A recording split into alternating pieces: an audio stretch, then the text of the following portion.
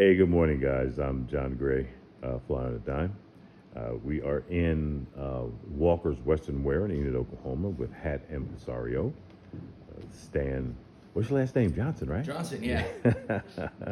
And ironically, I was in here last night, and he walked up to me, and he knew exactly who I was because of Fly on a Dime. And I hadn't posted a video in a while, and I just shared that with him. So that was a nice occurrence.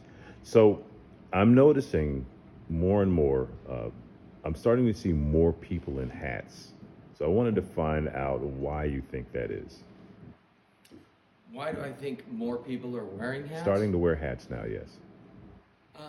Well, in the Western industry, I like to call it the excuse is Yellowstone.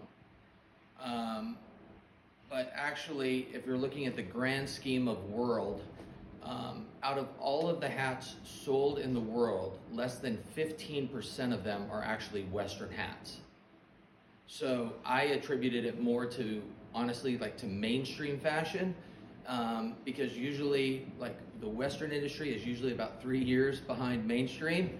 At least that's the way it used to be. I know we're catching up, but because they're more in fashion in mainstream, with celebrities and so forth, and just in lifestyle shots and everything, I truly believe that's the main reason that more people are wearing hats is because of mainstream fashion.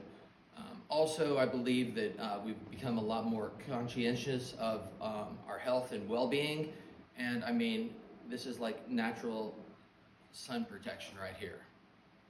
So who should wear a hat? I think everybody should wear a hat. Duh. But no, everybody looks good in a hat. It's just you got to find the right hat. You know, we have different body types, different face shapes, just different builds. So I'm always trying to frame that hat to the person so that the person's actually wearing the hat and the hat isn't wearing the person. But hats can be worn in a multitude of different ways, different styles, and I'm one of the guys that I don't just build cowboy hats or fashion hats or men's fedoras. I just like building hats. They've been in my blood like since I was born, not in the industry, but in my blood. And so I think that no matter the situation or where you are or what you're doing, I think there's always a really good opportunity to wear a hat because it kind of sets you apart. Okay, now I did a little deep dive on who you are, and read that from a very young age there was something about hats that just spoke to you. Would you share with us how old you were when you first started collecting hats? Well, actually, even before I started collecting hats, I started wearing hats. Some of my earliest pictures, like, I hope you didn't find this on your deep dive, but like the naked little baby Trent on his tummy on the bearskin rug wearing a hat. Saw that. Yeah, trying to you're get never trying to gonna get it that out of my your head. Are you? You'll never get it out of your head. But I mean, I remember both of my grandfathers wearing hats, and my grandpa Falmer in Trinidad, Colorado. Every morning when he'd get up to go meet the guys for coffee in the morning, he never left the house without a hat on. And so I think I attributed a lot to that. And then probably next, in all honesty, would be Indiana Jones.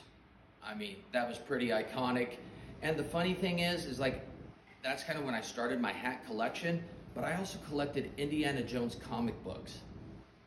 I've never even read one. I don't like reading comics. I don't like the whole bubble reading thing. Mm. But I would buy it, put it in a collector's sleeve, and put them away. I mean, I still have them, and I've never read a comic book in my entire life.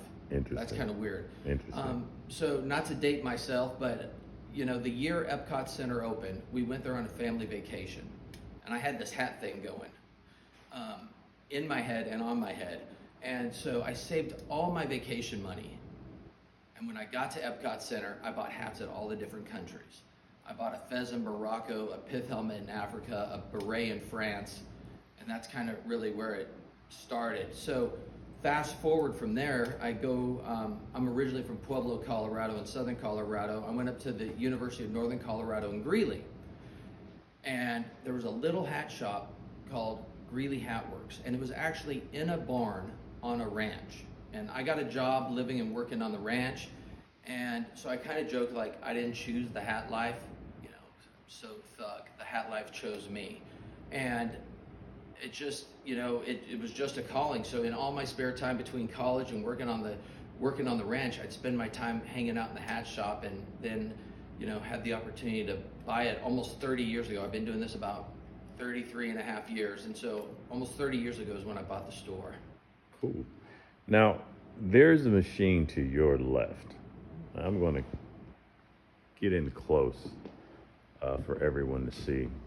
Could you explain what this is and how it's used? Yes, this is actually the opposite of artificial intelligence. It is called this piece here is called a conformateur. It was invented in Paris, France in 1843 by Ali Millard. We've been using it at Greeley Howard since 1909. The conformateur, we'd sit it on the client's head, and it moves all these little pins around and gives me a picture, 1/6 size scale, the exact shape of their head. So is it telling me size? Yes, but 1/6 size scale. It's literally showing me the exact shape. Then we cut it out, the paper pattern, put it into this piece called the famillion. So the conformateur conforms to your head.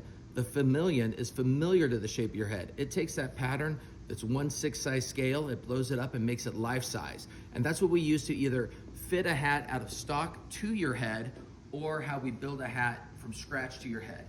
Then we'll take the famillion, trace it, cut it out of cedar, and actually give you a copy of your head. So when you're not wearing that hat, it stays the exact shape of your head 24/7, 365.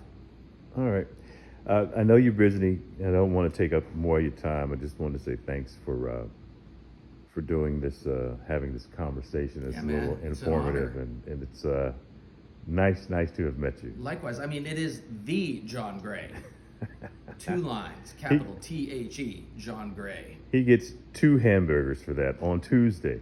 Ooh, There's going to be alright. some of you that's going to know what I'm referring to, and others will be completely clueless. Thanks for tuning in, guys.